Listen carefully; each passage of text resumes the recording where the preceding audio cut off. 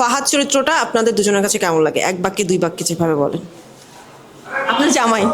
আমার কাছে তো ফাহাদের চরিত্রটা এখন খুবই ফুলের মতো, বিরক্তিকর ফুলের মতো লাগছে। চরিত্র। কারণ হচ্ছে আমার হাজবেন্ড যদি আমি দেখি যে তার অ্যাটেনশন অন্য জায়গায়, বা আমার যদি তাকে ট্রাস্ট করতে সমস্যা হয়, আমার জন্য এটা অবশ্যই একটা কষ্টের ব্যাপার।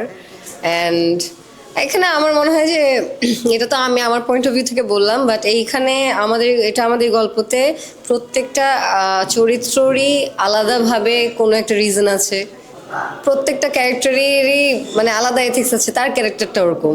আমার স্রেফ ভালো লাগতেছে তাকে দেখে এক ধরনের মজা পাচ্ছি আসলে। হ্যাঁ, আমার এক ধরনের মজা পাচ্ছি যে এই মালটাই করে কি, কখন কি করতেছে কিন্তু ঠিক বোঝা যাচ্ছে না এটা। তোমার তো কিন্তু ভালো লাগবে, তোমার জন্য রেডিমেড পাত্রীতে চলে গেছে ট্রেন করে। কিন্তু আসলেই চরিত্রটা বিশেষ ভালো লাগার আমার কাছে এই কারণে যে এই চরিত্রটা কিন্তু খুবই ফ্যামিলি ওরিয়েন্টেড একটা পার্সন, যে শুরু থেকে সবার কথা ভাবে এবং তার যে উপার্জন সেটা দিয়ে সংসার চলে।